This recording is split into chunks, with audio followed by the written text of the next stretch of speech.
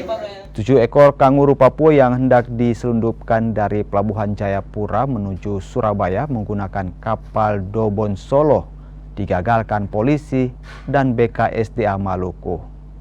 Selain kanguru, petugas juga mengamankan 2 orang tersangka berinisial MY dan ABK, kapal berinisial S yang bertugas mengantarkan hewan tersebut. Sementara pemilik 7 kanguru tersebut kini dalam pengejaran kepolisian. Kanguru ini selanjutnya diserahkan ke BKSDA Maluku untuk dikarantina sebelum dilepas liarkan. Kanguru pohon merupakan hewan endemik dari daratan Papua yang terancam punah dan termasuk hewan yang dilindungi.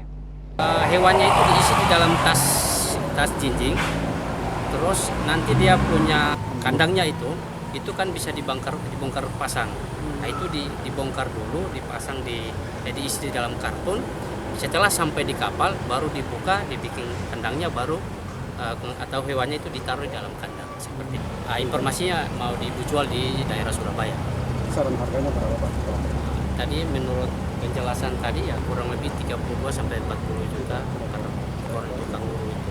Kami akan karena dia masih dalam